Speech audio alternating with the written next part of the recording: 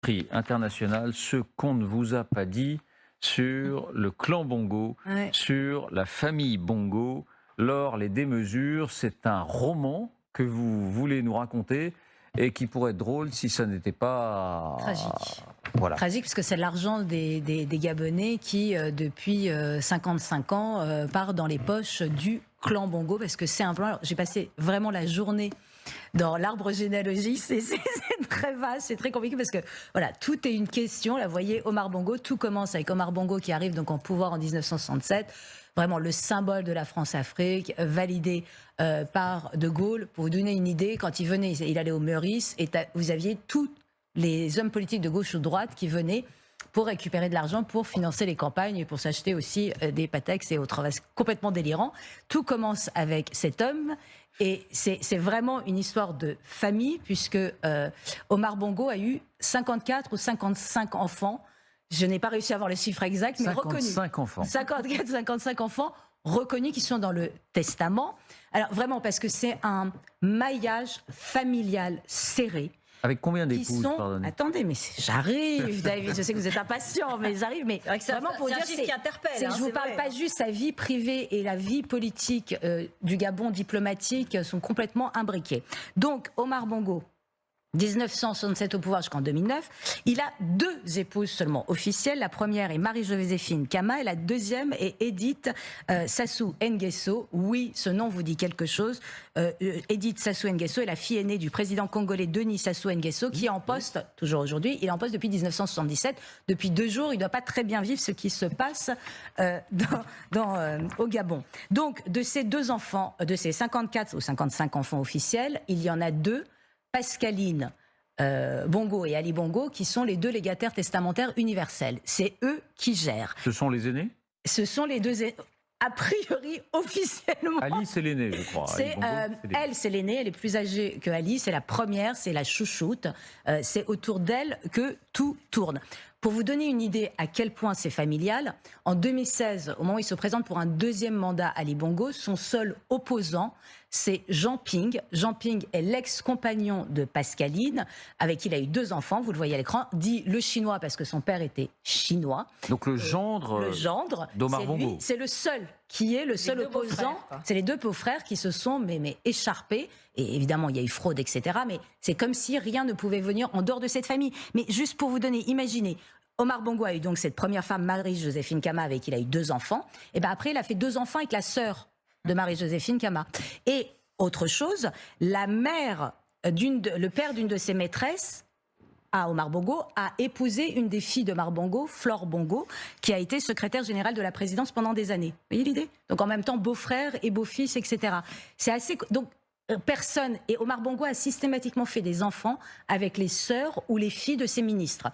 Donc c'est quand même difficile d'échapper au clan Bongo, étant donné qu'il y a des enfants avec tous les ministres, à peu près, j'en ai calculé une vingtaine quand même, c'est pas mal. En haut de cette pyramide, de cet imbroglio sentimentalo-politico-diplomatique, il y a Pascaline. Pascaline Bongo, elle est énormément connue parce qu'elle a eu une aventure avec Bob Marley qui a été racontée dans des documentaires, dans des livres, etc. En 1980, il tombe amoureux et c'est pour ça que Bob Marley est venu chanter pour l'anniversaire d'Omar Bongo. Pascaline, la préférée donc de son père, a été ministre des Affaires étrangères pendant 4-6 ans et elle a été surtout directrice du cabinet présidentiel et siégée au conseil d'administration de Total, à l'époque l'opérateur majeur évidemment au Gabon, et surtout elle tenait la caisse de Delta Synergie qui est la holding familiale, ce qui explique que ça a été la première mise en examen pour l'affaire des biens mal acquis. 9 des 50 enfants sont mis en examen, l'enquête est encore en cours. Alors on dit ça, biens mal acquis, qu'est-ce que ça veut dire? Ça veut dire 33 appartements et hôtels particuliers d'un montant de 150 millions d'euros. C'est des millions d'euros dans des hôtels parisiens, d'achat de montres de luxe, de voitures de luxe, de tout de luxe. C'est délirant et tout ça, c'est du détournement d'argent du Gabon qui finissent dans, en gros, un arrondissement particulier de Paris. C'est tout à fait impressionnant. Vraiment, vraiment, vraiment, c'est ça que ça veut dire. Et tout ça a été géré par Pascaline.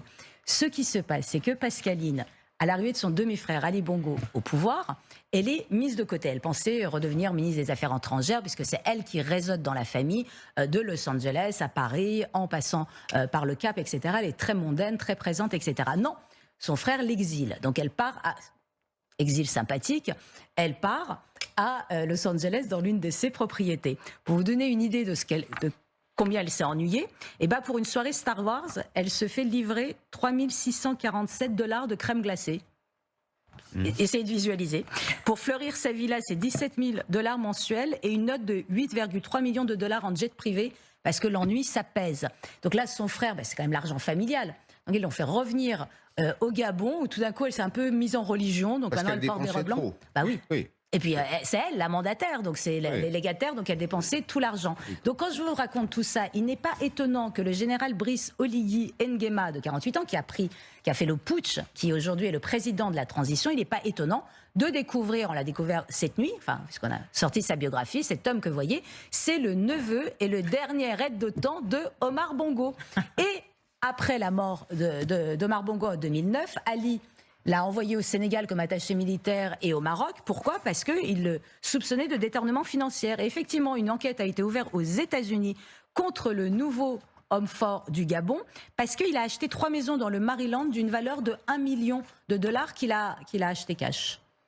Donc on en sort comment pas. vous dire? C'est compliqué quand vous avez 54 enfants. Un bongo tous peut ces en gens, cacher un autre. un bongo peut en cacher un autre. Et c'est vraiment une idée. C'est-à-dire que là, quand on disait on sentait la révolution de Palais, c'est que cet homme vient du clan Bongo, il en a profité puisqu'il a quand même réussi à acheter 3 maisons et d'autres détournements d'argent. Il est revenu en odeur de sainteté en 2019 après l'AVC de Ali Bongo qui avait besoin d'un homme de confiance et pourquoi pas un cousin germain quand même, c'est quand même toujours utile. Mais où que j'ai pu regarder, il n'y a pas un poste depuis 55 ans qui a été occupé au Gabon par une autre personne que quelqu'un lié à Omar Bongo qui...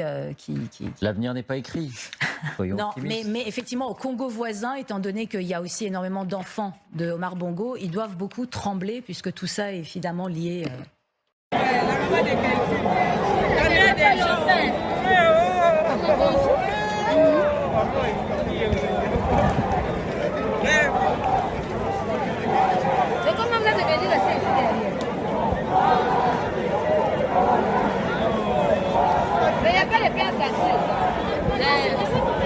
On n'a pas su dire à des dynasties finissantes ou à des chefs d'État finissants que c'était l'heure de partir. Ça va mal se finir. Moi, je vous fiche mon billet que d'ici à la fin du quinquennat du président Macron, il va y avoir encore des pays qui vont tomber, des régimes qui vont tomber. Vous pensez à qui? Le Cameroun de Paul Biya, le Congo-Brazzaville de Sassou Nguesso, par exemple. Et peut-être encore, et le Tchad, où il peut y avoir encore du mouvement. Tchad.